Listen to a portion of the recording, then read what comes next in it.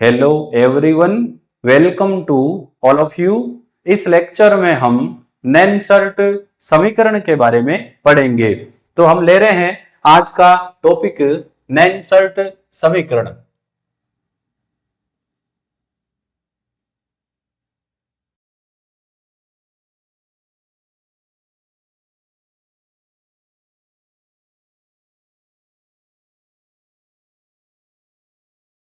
देखो, first of all नैनसर्ट समीकरण होता क्या है। नैनसर्ट समीकरण विद्युत अपघट्य की सांद्रता व इलेक्ट्रोड विभव के मध्य संबंध बताता है। तो मैं इसको लिख देता हूं, क्योंकि जो टॉपिक हम पढ़ते हैं फर्स्ट ऑफ ऑल हमें उसके बारे में पता होना चाहिए कि ये हमारे लिए क्या यूजफुल है। तो इस या इसकी जगह ये लिख लेते हैं, यह समीकरण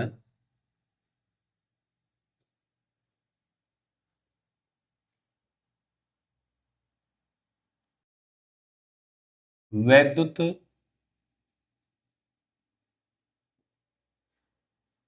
अपघट्य की सांद्रता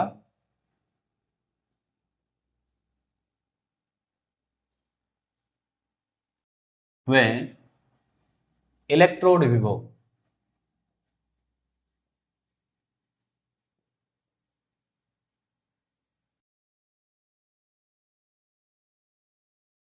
के मध्य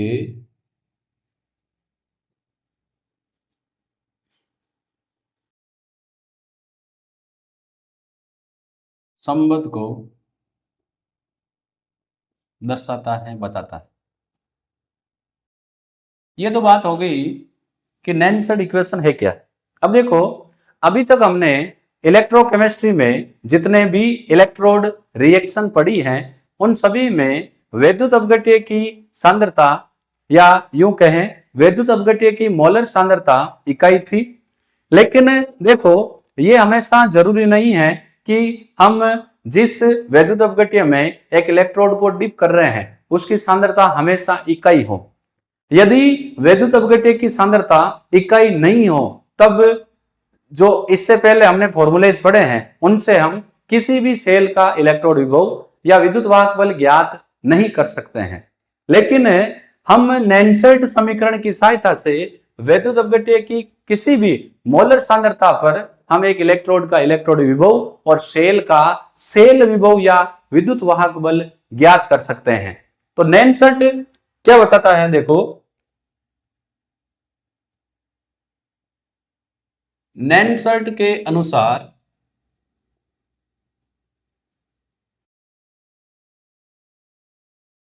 हम एक जनरल इलेक्ट्रोड रिएक्शन ले रहे हैं, एक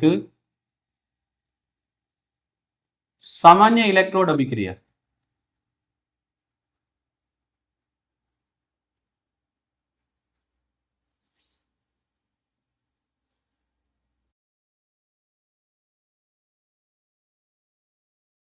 अब ये इलेक्ट्रोड अभिक्रिया क्या है, इसको मैं यहां लिख रहा हूं। इसमें एम जिस पर n प्लस चार्ज है ये विलियन में है। ये इतने ही, यानी जितना इस पर चार्ज है n प्लस चार्ज है इतने ही ये इलेक्ट्रॉन लेकर, ये जैसे मेटल मान लो मेटल आयन है, ये n संख्या में इलेक्ट्रॉन लेकर ये मेटल सॉलिड में कन्वर्ट हो रहा है। यहां सीधी सी बात समझ में आपको आ रही होगी, क्योंकि ये इलेक्ट्रॉन ग्रहण कर रहा है इसीलिए यहां पर इसका अपचयन हो रहा है। तो इस जनरल रिएक्शन के लिए, इलेक्ट्रोड अभिक्रिया के लिए वैद्युत अपघट्य की किसी भी सांद्रता पर वैद्युत अपघट्य की किसी भी सांद्रता पर, इकाई मोलर हो जरूरी नहीं है, स्टैंडर्ड हाइड्रोजन इलेक्ट्रोड, मानक हाइड्रोजन इलेक्ट्रोड के सापेक्ष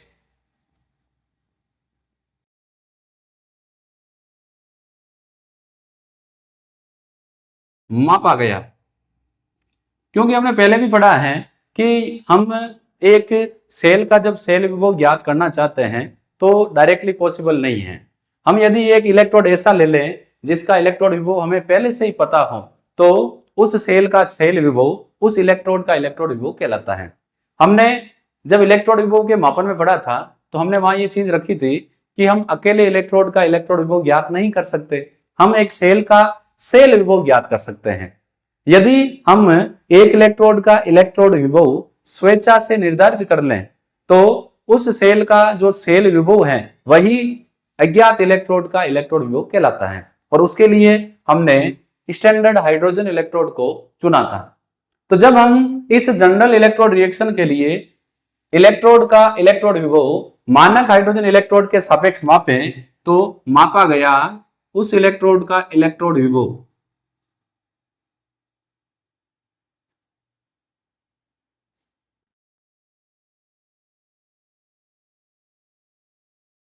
उसको हम इस प्रकार निरूपित कर सकते हैं।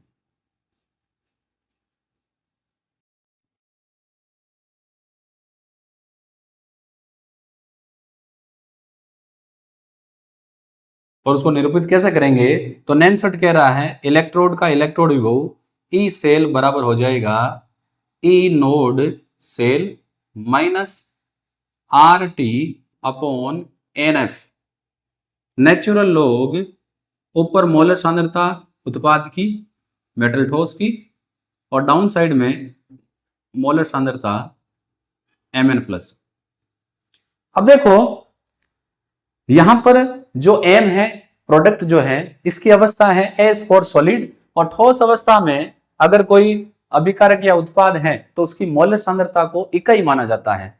उस कंडीशन में अपने ये नैनसेट इक्वेशन हो जाएगी ई सेल बराबर E naught cell minus R T upon N F, natural log 1 upon Mn plus की मोलर सांद्रता।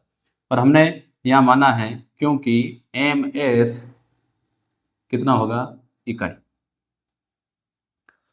तो नैनसेट कहता है कि चाहे विद्युत अपघट्य की सांद्रता कितनी भी हो, एक जनरल इलेक्ट्रोड रिएक्शन के लिए हम उस इलेक्ट्रोड के इलेक्ट्रोड विभव को जब मानक हाइड्रोजन इलेक्ट्रोड विभव के सापेक्ष मानेंगे तो इसको हम इस समीकरण से निरूपित कर सकते हैं। और यही नैनसेट ने जो इक्वेशन थी यही नैनसेट इक्वेशन है।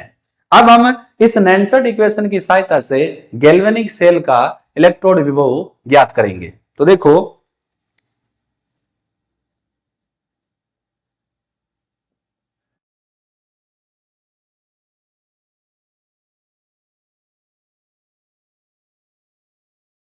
गैल्वेनिक सेल की किसी भी सांद्रता पर, जरूरी नहीं है इकाई मोलर हो। अब जो अपना गैल्वेनिक सेल है जिसको हमने डिटेल से पढ़ा था उसमें कैथोड कॉपर का और एनोड जो है वो किसका है, जिंक का। तो हम पहले कैथोड की बात कर लेते हैं।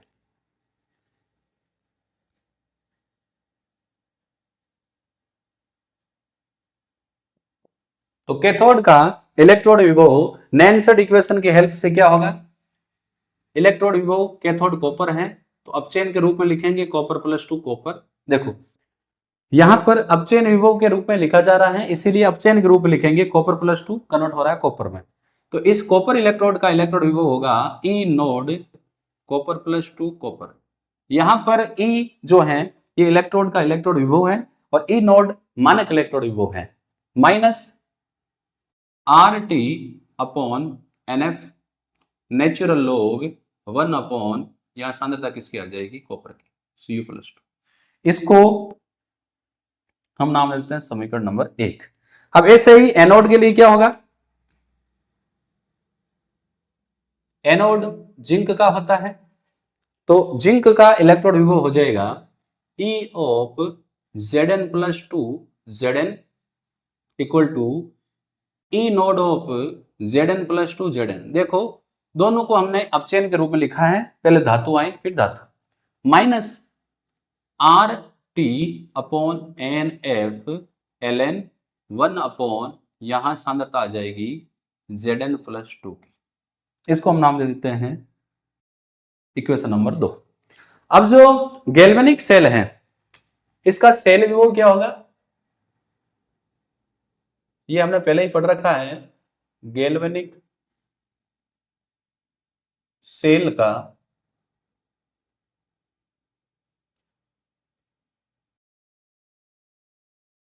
सेल विभव,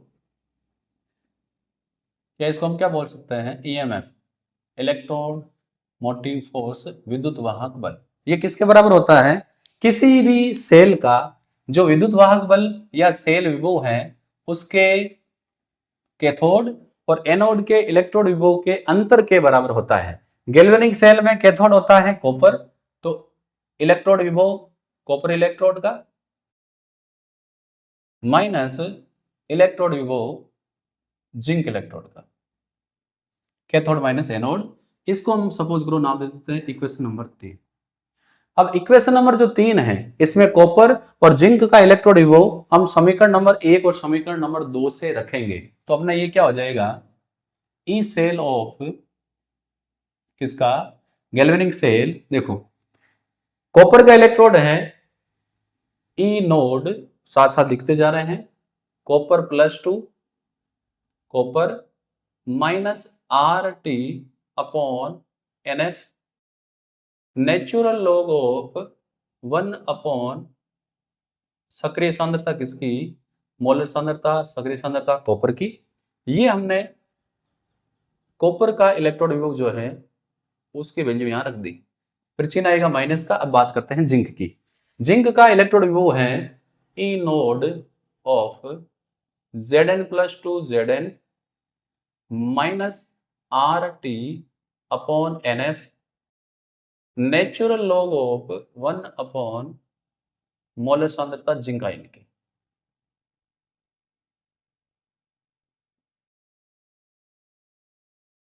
अब हम क्या कर रहे हैं, ये मानक इलेक्ट्रोड विभव कॉपर का, मानक इलेक्ट्रोड विभव जिंक का सेम है, तो इनको साइड में ले आते हैं।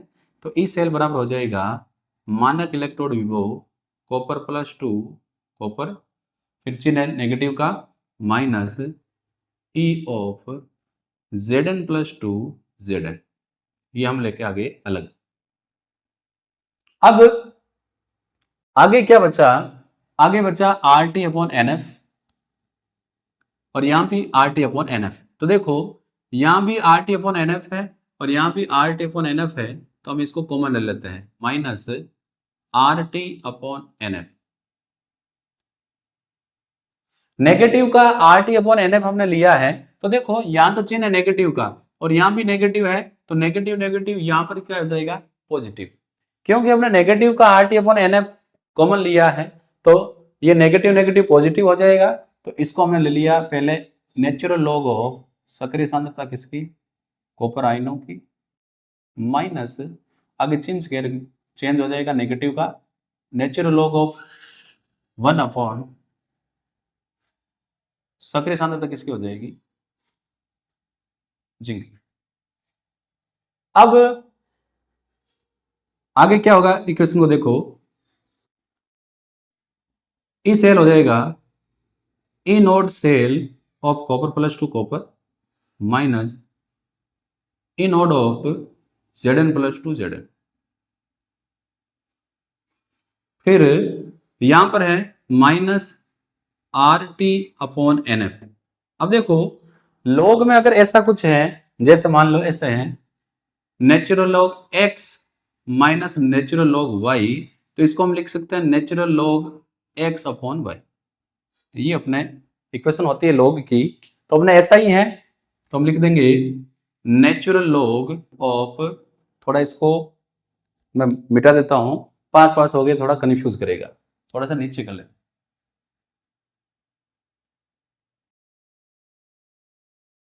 तो ये अपने हो गया E cell equal to E of copper +2 copper minus E naught of Zn+2 Zn। यहां तक तो हम पहुंच गए थे। अब यहां हमने कॉमन लिया है minus R T upon N F, natural log, ये अपना x है और ये अपना y है, तो x है 1 अपॉन Cu+2 और y क्या है 1/Zn+2। तो x के बटा में y लिखेंगे तो ये हो जाएगा 1/Zn+2। तो बटा का बटा ऊपर जाएगा तो ये Zn+2 कहां आ जाएगा ऊपर। तो इसको हम ऐसे लिख सकते हैं गैल्वेनिक सेल के लिए ई सेल इक्वल टू, इसको हम मान लेते हैं E naught cell minus RT/NF natural log molar सांद्रता जिंक आयनों की अपॉन मोलर सांद्रता कॉपर आयनों। ये गैल्वेनिक सेल के लिए नैनसर्ट इक्वेशन है, आप इसका ध्यान रखें। यह है नैनसर्ट इक्वेशन फॉर गैल्वेनिक सेल। अब देखो यदि हम R की value 8.314 joule kelvin inverse mole inverse, temperature रखें अच्छा 298 केल्विन, फिर है यहां N है तो यहां पर रेडॉक्स अभिक्रिया में आदान प्रदान किए जाने वाले इलेक्ट्रॉनों की संख्या 2 है। F है फेराडे नंबर जिसका नाम वैल्यू होती है 96,487 कूलम, जिसको हम लगभग 96500 लेते हैं। जब इनकी वैल्यू और नेचुरल लॉग जो हैं इसको हम लॉग में कन्वर्ट करें, तो जब भी नेचुरल लॉग को लॉग में कन्वर्ट करेंगे तो उस राशि को जो समीकरण है उसको 2.303 से गुणा करते हैं। तो ये वैल्यू जब हम रखेंगे तो ये हो जाएगा E cell equal to E naught cell minus value जब रखेंगे तो ये हो जाएगा 0.059। अगर हम n को छोड़ दें तो बटा हो जाएगा n और natural log of, natural log की जगह लॉग आ जाएगा लॉगरिथम सक्रिय सांद्रता Zn+2 की अपॉन सक्रिय सांद्रता कॉपर+2। अब यहां पर हम इस समीकरण को गौर से देखें तो देखो गैल्वेनिक सेल का सेल विभव कॉपर आयन की सांद्रता और जिंक आयन की सांद्रता पर डिपेंड करता है, नंबर एक चीज ये। लेकिन देखो यहां चिन्ह है नेगेटिव का और ये राशि जितनी ज्यादा होगी उतना ही इस सेल की वैल्यू कम होगी क्योंकि उतना ही ज्यादा माइनस होगा। अब अगर कॉपर आयन की सांद्रता ज्यादा हुई तो क्योंकि ये अपॉन में है तो इसकी सांद्रता जितनी ज्यादा होगी तो ये नेगेटिव वाली वैल्यू उतनी ही कम आएगी, यानी ई सेल ज्यादा होगा। और जिंक आयनों की सांद्रता जितनी ज्यादा होगी क्योंकि ये ऊपर है तो नेगेटिव वाली वैल्यू उतनी ही ज्यादा होगी, तो नेगेटिव वाली वैल्यू जितनी ज्यादा होगी तो ई सेल उतना ही कम होगा। तो जो ई सेल है यानी सेल का सेल विभव का मान कॉपर आयनों की सांद्रता बढ़ने पर बढ़ती है वह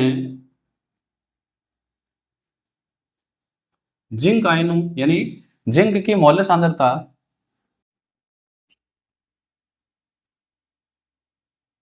बढ़ने पर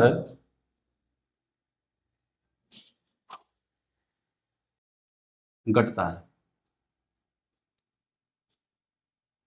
तो सेल का सेल विभव जिंक और कॉपर आयनों की सांद्रता पर निर्भर करता है। यदि कॉपर आयनों की सांद्रता बढ़ेगी तो इस सेल का मान बढ़ेगा और जिंक आयनों की सांद्रता बढ़ेगी तो इस सेल का मान घटेगा।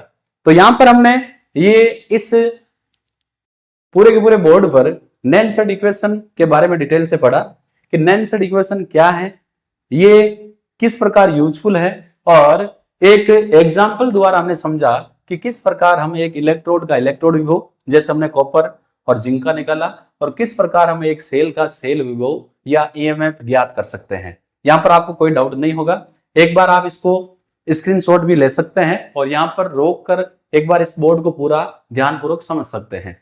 इसके बाद इसी लेक्चर में हम आगे लेंगे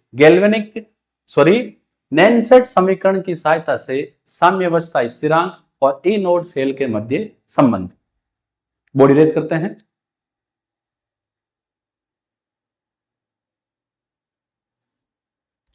देखो हम हमने जो नैनसेट इक्वेशन निकाली है, यदि हम एक सामान्य अभिक्रिया की बात करें,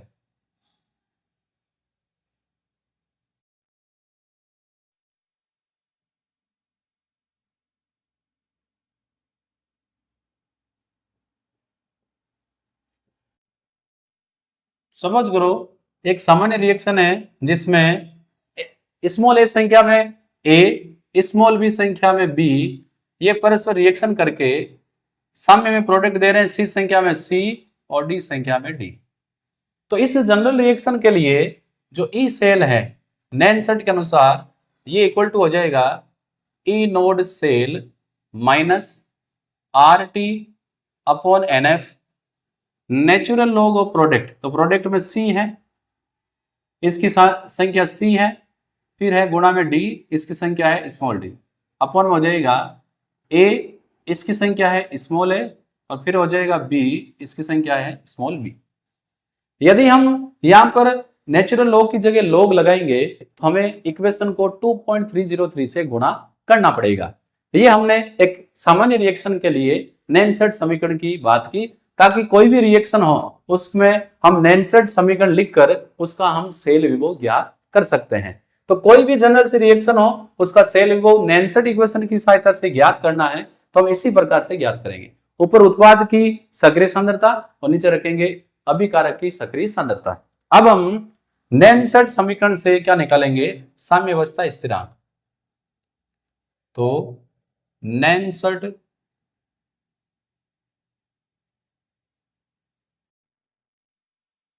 समीकरण से साम्यावस्था स्थिरांक, इसके लिए हम ले लेते हैं गैल्वेनिक सेल का एग्जांपल। तो देखो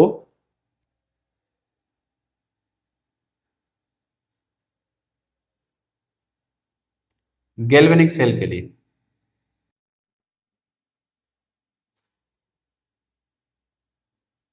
तो गैल्वेनिक सेल के लिए जो नैनसेट इक्वेशन है वो है ई सेल यानी सेल का विद्युत वाहक बल, ये बराबर है सेल का मानक विद्युत वाहक बल minus R T upon N F natural log सक्रिय सांद्रता जिंक +2 की अपॉन सक्रिय सांद्रता कॉपर +2 की। अब देखो ये हमने जो लिखी है इसमें रिएक्शन क्या हो रही है, यहां पर रिएक्शन ये हो रही है कि जिंक सॉलिड अवस्था में है, कॉपर +2 जलीय विलीन अवस्था में है। ये अभिक्रिया करके, या हम साम्य की बात कर लेते हैं या यूं कर लेते हैं, अभिक्रिया करके दे रहे हैं कॉपर +2 जलीय विलीन में आयन, और अच्छा कॉपर सॉलिड ले लेते हैं क्योंकि कॉपर का अपचयन हो जाएगा कॉपर +2 से सॉलिड में, और जो जिंक है ये कन्वर्ट हो रहा है Zn+2।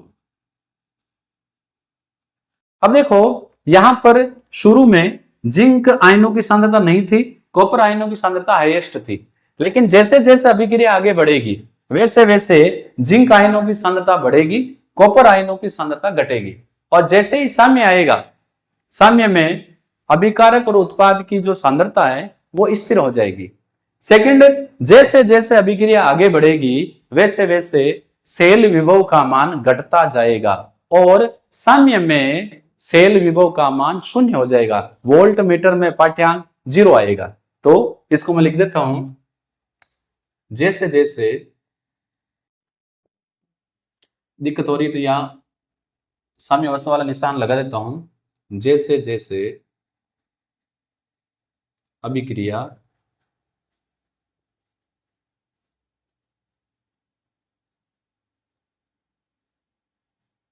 साम्य की ओर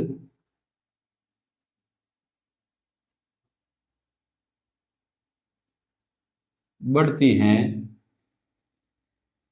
सेल विभव का मान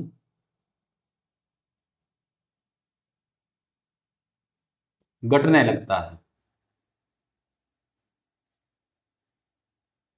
साम्य में क्या होगा, साम्य अवस्था पर साम्य अवस्था पर जो सेल का सेल विभव है वो 0 हो जाएगा, ई सेल इक्वल टू हो जाएगा 0, और अभिकारक और उत्पाद की जो सांद्रता है वो स्थिर हो जाएगी। तो यहां पर जो Zn+2 और कॉपर +2 आयन की जो सांद्रता है वो क्या हो जाएगी, 0, सॉरी 0 नहीं होगी, स्थिर हो जाएगी। और इसकी जगह हम क्या लिख लेंगे, एक साम्य अवस्था स्थिरांक Kc। तो साम्य अवस्था पर सेल का सेल विभव 0 हो जाएगा और अभिकारक और उत्पाद की सांद्रताएं स्थिर हो जाएगी, जो बराबर हो जाएगी साम्य स्थिरांक के बराबर। तो यहां पर देखो कोई ज्यादा हमने अलग नहीं किया है, नैनसेट समीकरण को ही हमने यहां लागू किया है। ये एक सिंपल सी रिएक्शन है और इस रिएक्शन के लिए नैनसेट समीकरण क्या होगा, देखो ये सॉलिड है और ये सॉलिड है, तो इनकी सक्रिय सांद्रता इकाई होगी, तो उत्पाद की सक्रिय सांद्रता बटा अभिकारक की सक्रिय सांद्रता, और यहां तक तो इक्वेशन वही है सेम। अब जैसे जैसे रिएक्शन साम्य की ओर जाएगी, जिंक आयनों की सांद्रता बढ़ेगी, कॉपर आयनों की सांद्रता घटेगी, क्योंकि कॉपर आयन कॉपर में कन्वर्ट हो रहे हैं और जिंक +2 में कन्वर्ट हो रहे हैं। और जैसे ही साम्य आएगा, इनकी सांद्रता साम्य अवस्था स्थिरांक के बराबर हो जाएगी, क्योंकि स्थिर हो जाएगी, उसमें कोई चेंज नहीं होगा। साम्य अवस्था स्थिरांक पर अभिकारक और उत्पाद की जो सक्रिय सांद्रता है वो स्थिर हो जाएगी और उसको हमने स्थिरांक के बराबर ले लिया। और यहाँ पर जो सेल विभव है वो साम्य पर कितना हो जाएगा, 0। तो अब देखो, अगर हम मान लो इसको माने समीकरण नंबर 1, तो समीकरण नंबर 1 में अगर ये वैल्यूज हम रखेंगे तो ई सेल हो गया 0 बराबर E naught cell minus RT/NF, आगे है नेचुरल लॉग, इसकी जगह आ जाएगा Kc। अब ये RT/NF बराबर के उस साइड जाएंगे तो नेगेटिव से पॉजिटिव हो जाएगा, तो ये हो जाएंगे ई नोड सेल बराबर RT/NF ln Kc। यहां पर Kc क्या है, साम्य अवस्था स्थिरांक, लिख देता हूं। ये हमने 11th में पढ़ा था, साम्य अवस्था के बारे में जब डिटेल से पढ़ा था, साम्य अवस्था स्थिरांक ये है अपना Kc। अब हमें चाहिए Kc, तो नेचुरल लॉग ऑफ Kc साम्य अवस्था स्थिरांक इक्वल टू हो जाएगा, NF चला जाएगा ई नोड सेल के गुणा में, तो ई नोड सेल गुणा NF और डाउन साइड आ जाएगा RT। ये समीकरण हमें साम्य अवस्था स्थिरांक और मानक सेल विभव के मध्य संबंध बताता है। अब सपोज करो हम यहाँ नेचुरल लॉग नहीं लें, उसकी जगह अगर हम लॉग ले लें तो ये इक्वेशन हो जाएगी E naught cell equal to, गुणा करना पड़ेगा 2.303 गुणा RT/NF, क्या हो जाएगा log Kc। अब logarithm of Kc equal to हो जाएगा, NF जाएगा ऊपर, तो E naught cell into NF upon 2.303 RT।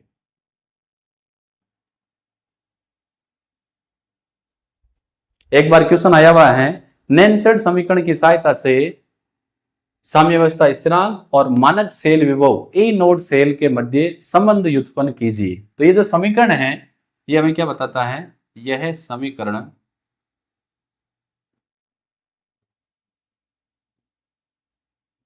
साम्य अवस्था स्थिरांक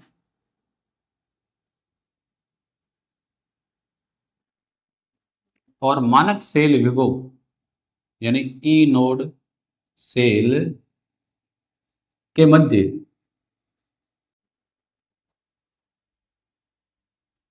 संबंध बताता है। तो इस प्रकार अपने इस लेक्चर का जो टॉपिक था नैनसेट इक्वेशन, और नैनसेट इक्वेशन की सहायता से साम्य स्थिरांक ज्ञात करना यहां पर समाप्त होता है। नेक्स्ट वीडियो में हम एक छोटा सा टॉपिक विद्युत रासायनिक सेल की गिब्स ऊर्जा और कार्य के बारे में पढ़ेंगे। मेरे वीडियोज जो मैं आपको अवेलेबल करवा रहा हूं, आप अपने फ्रेंड्स के साथ ज्यादा से ज्यादा शेयर करें। हम फिर मिलेंगे नेक्स्ट वीडियो में। धन्यवाद।